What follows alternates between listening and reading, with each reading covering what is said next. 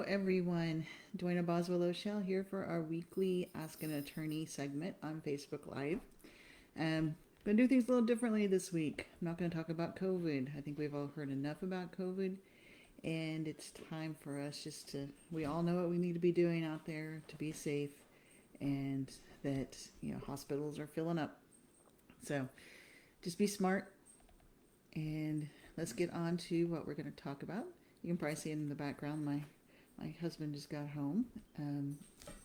But today we are going to talk about how you can lose your parental rights. I get asked this a lot, especially, I help a lot of individuals with CPS cases, and that's often a question that comes through.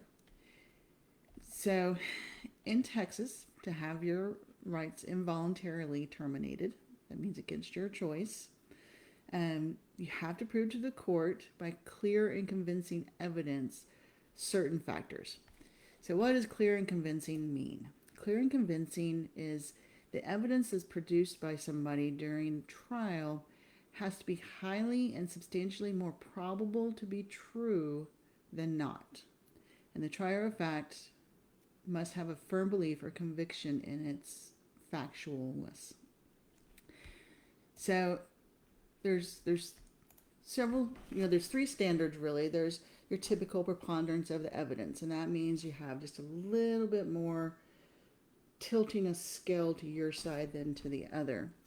And then we have the beyond a reasonable doubt, which is what you always hear on TV in the criminal cases, and that's pretty self-explanatory. It has to be beyond a reasonable doubt for a reasonable person. Then we have in the middle the clear and convincing, which is what we have to have in order to terminate a parent's rights to their child. In family law, we often refer to the termination cases as the death sentence cases for family law, because once your parental rights are terminated, that's it. So there are several factors that a court will look at and reasons why a court will terminate a parent relationship. And those are: one, that a parent has voluntarily left the child alone or in the possession of another, not the parent, and expressed an intent not to return. This would be somebody dropping a child off at a grandparent's, house and saying, "You raise them, I'm gone." Another one is they voluntarily left the child alone or in the possession of another, not the parent, without expressing an intent to return, and without providing the adequate support of the child, and remained away for a period of at least 3 months.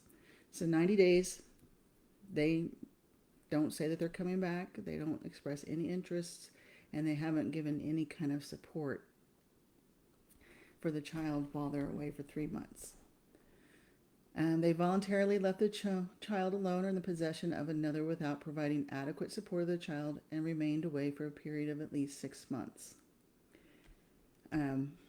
So this means that they could be saying that they're going to come back, but they stay away for 6 months and they haven't provided any kind of support.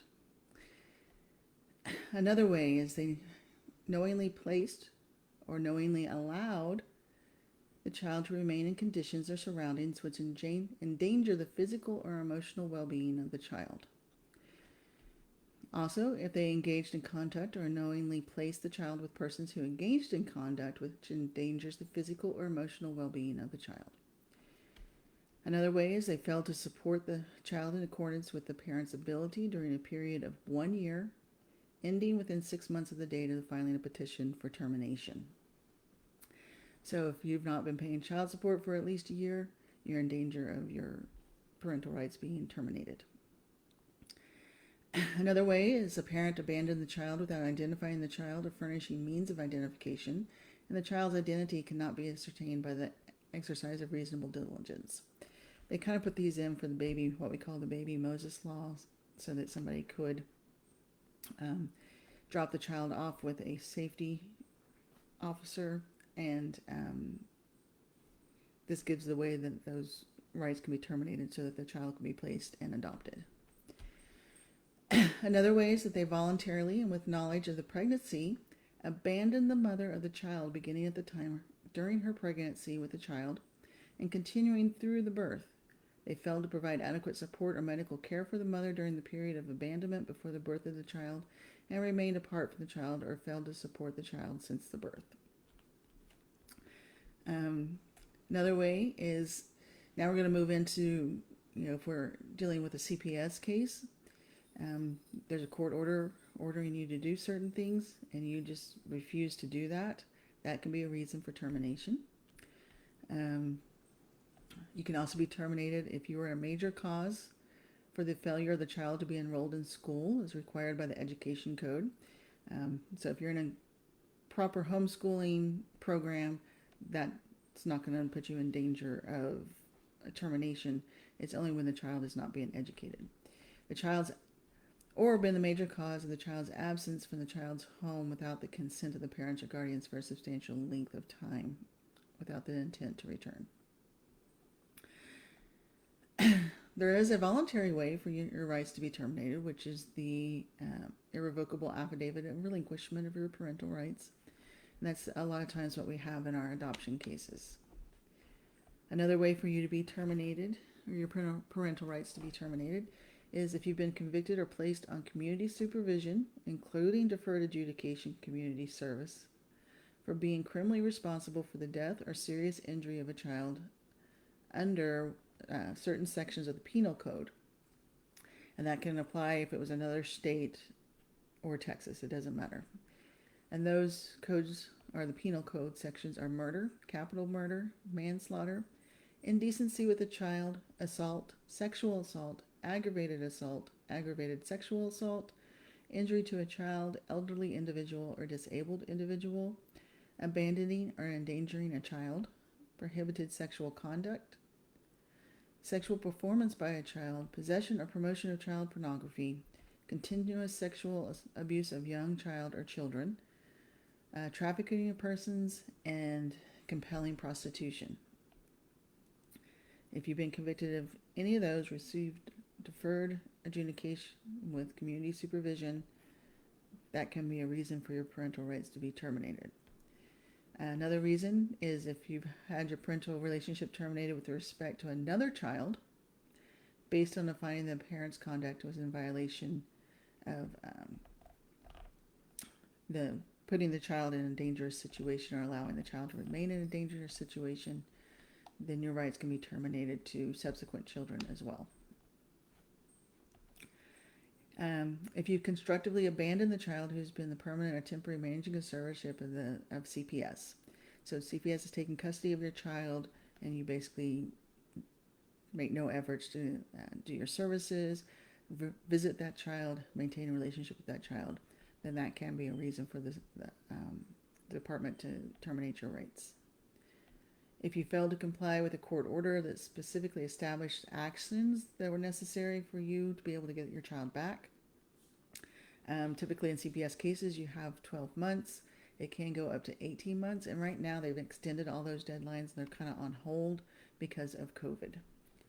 So best advice I can give is if you're in CPS and there's a court order ordering you to do things and you want your child back, do those things as quickly as possible.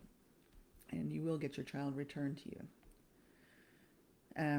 If you use a controlled substance in a manner that endangered the health or safety of the child, and you fail to complete any kind of a treatment program, or after completion of a program, you continue to abuse those drugs. If you knowingly engage in criminal conduct that resulted in the parent's conviction of an offense, and you're going to be confined for at least 2 years. That in itself is a reason for termination. If you've been the cause of the child being born addicted to alcohol or a controlled substance, other than a controlled substance which you were prescribed. So those are reasons for you to be terminated. You can also be terminated if you voluntarily deliver the child to a designated emergency infant care provider without expressing an intent to return. And that, once again, is the baby Moses law I was talking about earlier. Also, if you've been convicted of the murder of the other parent of the child, you've had a criminal attempt for the murder of the parent of the other child, or you've criminally solicited, or the sexual assault of the other parent. Any of those actions will result in, or can result in your parental rights being terminated.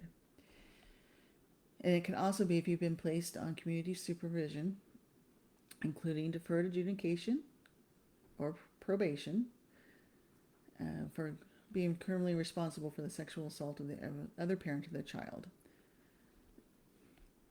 So basically, if you take any actions trying to murder for hire, you've attempted to kill, sexual assault, you kill the other parent, those are all reasons for termination of your parental rights. The court will also need to find that the termination of your rights is in the best interest of the child. And a court may not make a finding for termination based on evidence that the parent, one, homeschooled the child, is poor, has been charged with a nonviolent misdemeanor offense other than certain cases, and an offense that involves family violence is one of those cases.